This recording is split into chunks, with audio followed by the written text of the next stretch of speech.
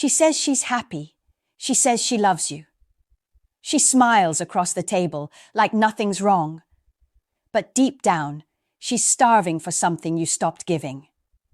And when that hunger grows strong enough, it won't matter how loyal you've been, how much you've sacrificed, or how many years you've built together.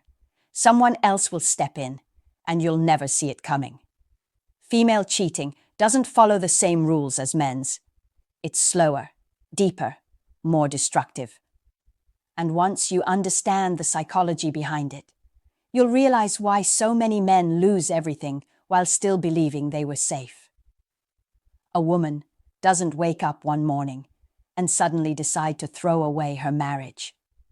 For most men, that thought feels comforting because if betrayal comes out of nowhere, then you couldn't have done anything to stop it.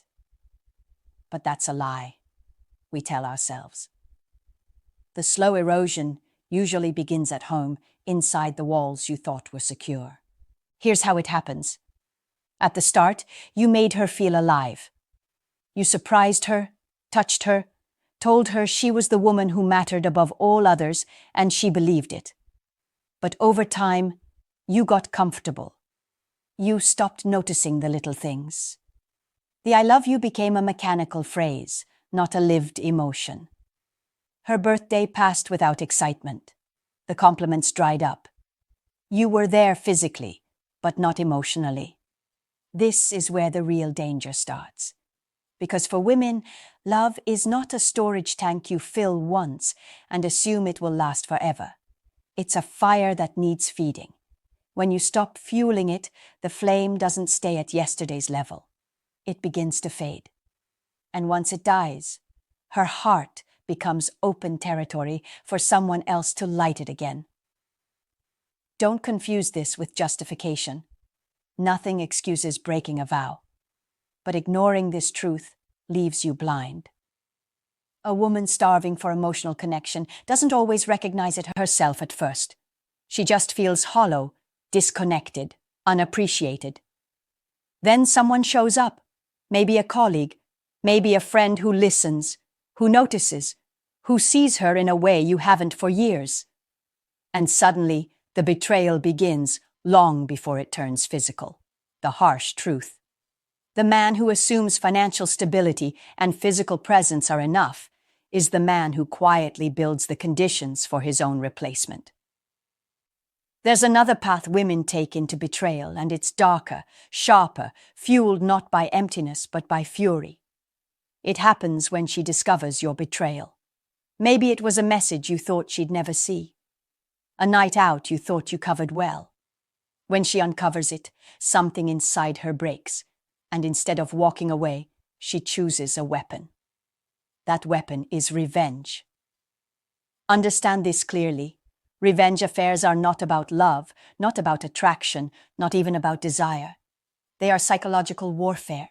It's the wounded response of a woman who feels humiliated, stripped of power, desperate to balance the scales. She wants you to feel the same knife she felt when she realized the man she trusted had already crossed the line. And here's why it's so destructive. She's not thinking clearly. She's not weighing consequences. She's moving from a place of raw rage, making decisions designed to inflict maximum pain. But in her effort to cut you, she often ends up cutting herself deeper. Because unlike many men, women rarely separate intimacy from emotion. Even when it begins as a weapon, the lines blur. A revenge fling can evolve into real feelings, creating a triangle of confusion that wrecks not just the marriage, but her own sense of self. This is why revenge, infidelity, burns hotter than almost any other kind. It doesn't just fracture the relationship, it scorches everyone around it. Children, extended family, even the woman herself become casualties of a battle she thought she could win. The lesson is brutal.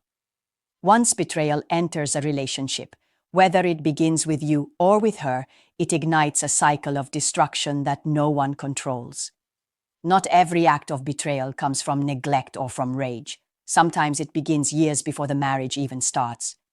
Picture this: a young woman pressured by her family, by culture, or by circumstance.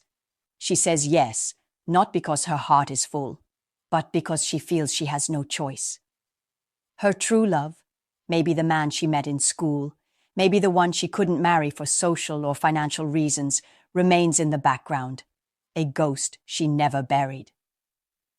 From the outside, everything looks normal. She builds a home, has children, plays the role of wife and mother. But deep inside, there's unfinished business. You cannot legislate the heart into switching allegiance. Love denied doesn't disappear. It waits. And in today's world, waiting has never been easier. A single message on social media, a reunion, a random "how have you been?" is enough to rip open wounds she thought she had sealed.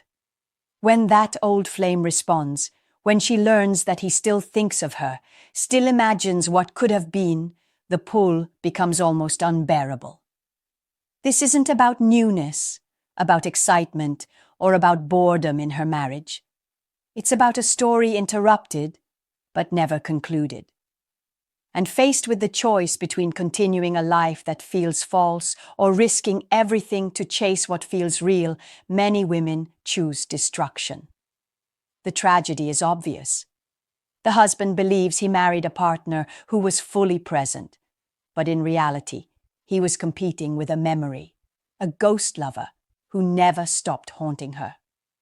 Betrayal in this form doesn't come because of who you are, but because she never let go of who came before you. There's a quieter, more subtle danger that creeps into marriages. Not the silence of neglect, but the silence of invisibility. Many women lose themselves in the roles of wife and mother.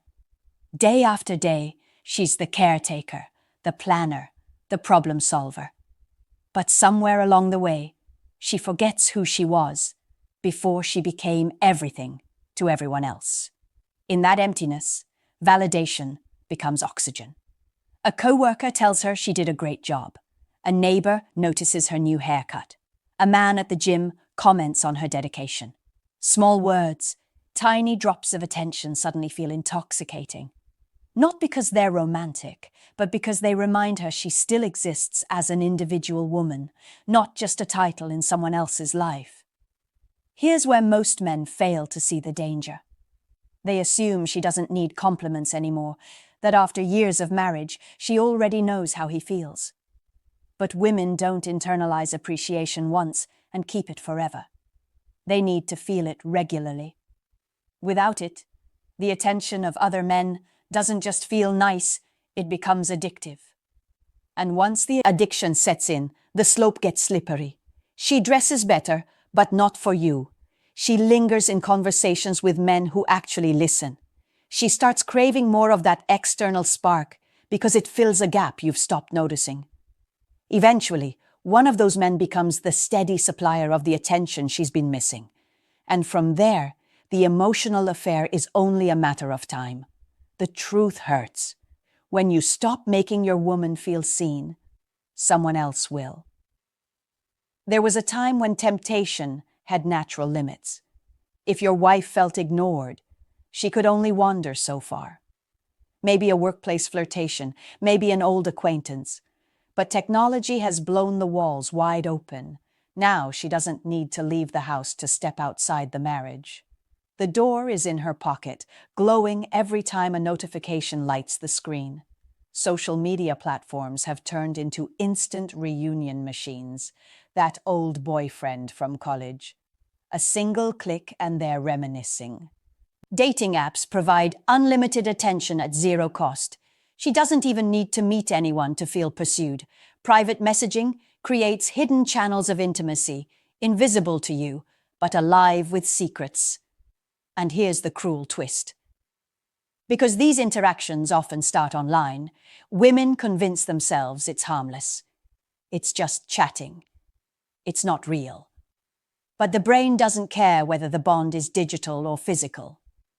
Emotional connections form through words, attention, and consistency. Those late-night messages, the good morning texts, the inside jokes, They create a parallel relationship that competes directly with yours. The digital affair often feels safer to her, less real, but its psychological grip is brutal. Unlike a fling, which burns out, these connections can drag on for months or even years, sustained by constant access. And all the while, you may never notice because she can maintain the facade of a faithful wife while living a secret emotional double life. Technology has destroyed the cooling-off periods that once protected marriages.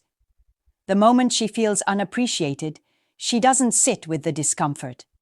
She escapes it instantly with someone else. The frightening reality. Your marriage doesn't have four walls anymore. It has open windows, and anyone can climb in.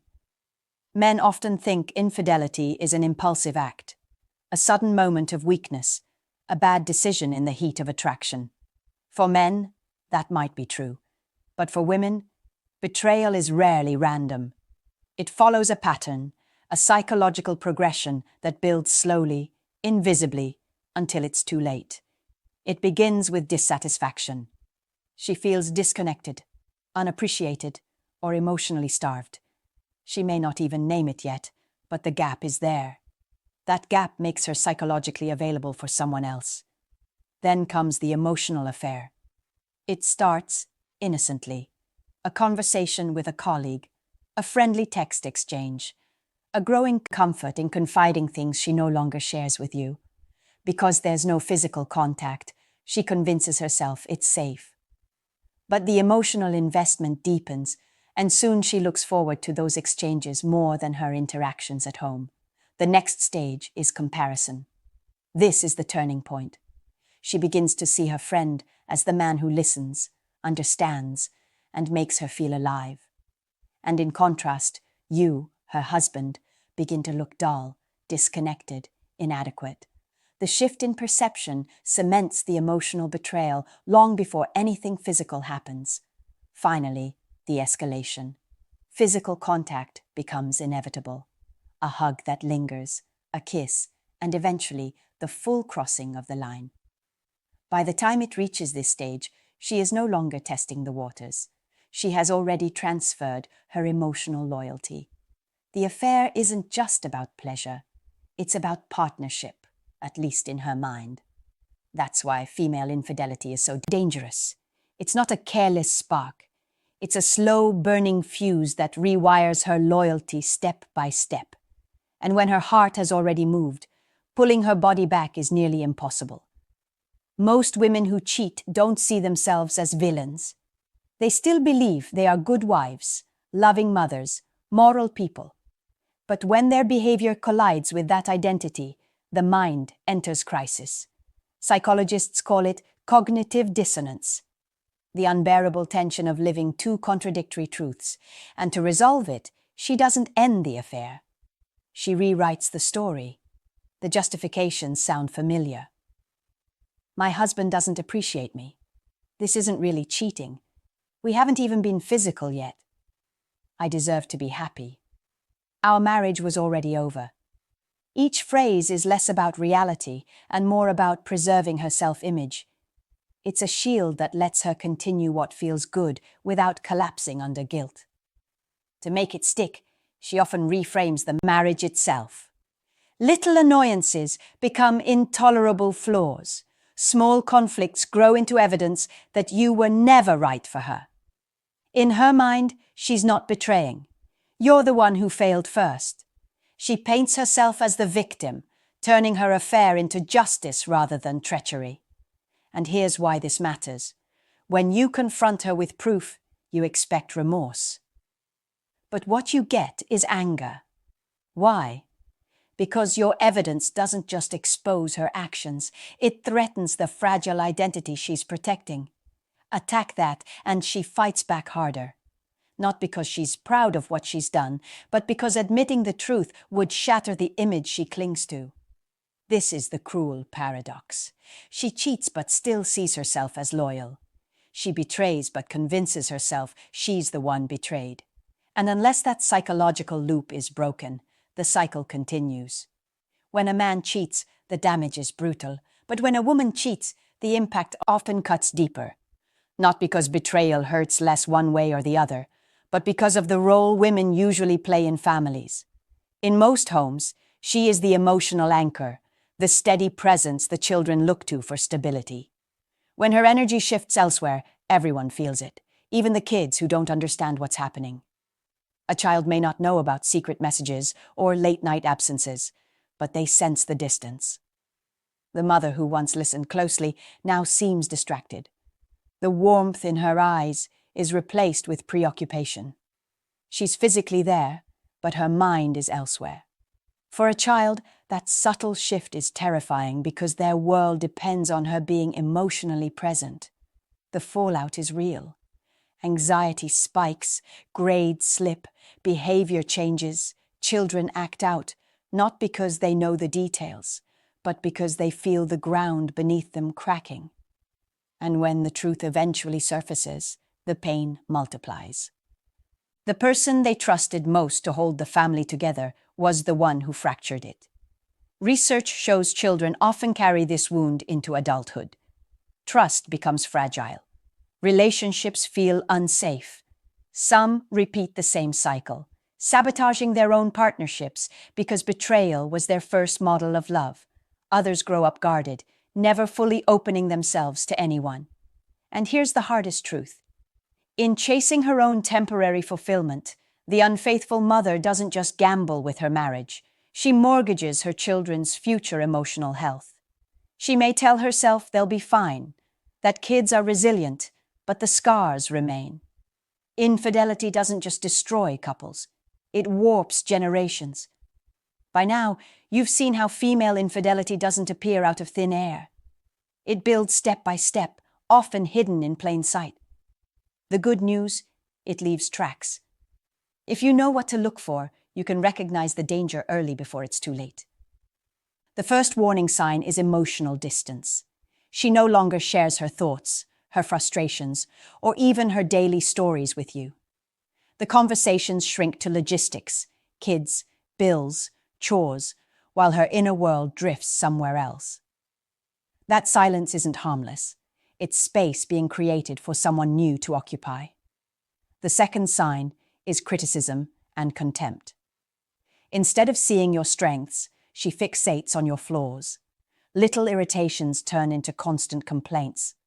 The respect fades, replaced by an undercurrent of dissatisfaction. This isn't just nagging, it's her mind rewriting the relationship to justify alternatives. The third sign is secrecy.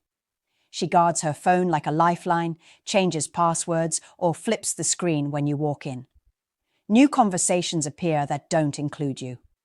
Privacy in healthy doses is normal, but secrecy in patterns is a red flag that another connection has entered the picture. The fourth sign is changes in appearance or behavior not aimed at you. She suddenly invests in new clothes, spends more time at the gym, updates her style, but the energy isn't directed toward impressing you. That effort has another audience. One sign alone may not mean betrayal, but 2, 3, or 4 together. That's not coincidence. That's trajectory. So what can you do? Prevention isn't about paranoia, it's about presence. A woman's loyalty is not automatic. It's earned through consistent emotional investment. You must treat her emotional needs as seriously as you treat your career or your health. Express genuine appreciation. Don't just say, "I love you." Make her feel it. Show affection regularly, not just on anniversaries. Admire her for who she is, not just what she does for the family. Pay attention to shifts in mood, tone, and routine. Don't dismiss small changes. Address them before they grow into gaps someone else can fill. Build habits that keep her feeling desired, valued, and irreplaceable. The truth is simple. Men who assume loyalty as a guarantee are the ones most blindsided when it vanishes. Men who earn it daily rarely have to fear losing it. Infidelity is a choice, but whether your wife ever feels the pull toward it depends largely on the emotional climate you create. Invest wisely or risk paying the highest price. Infidelity doesn't fall from the sky. It doesn't just happen because circumstances were difficult or feelings faded. At the end of the day, it is always a decision.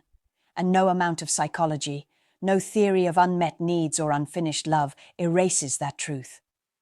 Betrayal is a choice to put immediate gratification above lasting loyalty, to prioritize personal pleasure over family stability, to gamble with something sacred for something temporary.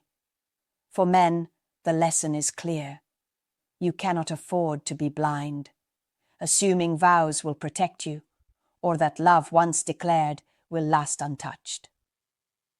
If you want to protect your relationship, you must understand the forces at play. You must recognize the warning signs, invest in her emotional world, and never stop earning her trust. Complacency is the silent killer of loyalty. Awareness and effort are the antidote. For women, the message is just as unflinching. Every act of betrayal you commit leaves scars far deeper than you realize on your children, your partner, and yourself.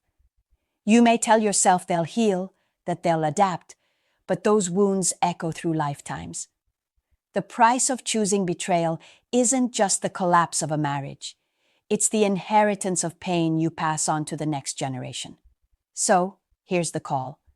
If you value truth, if you want to stay ahead of the emotional games that can wreck your life, this is your place.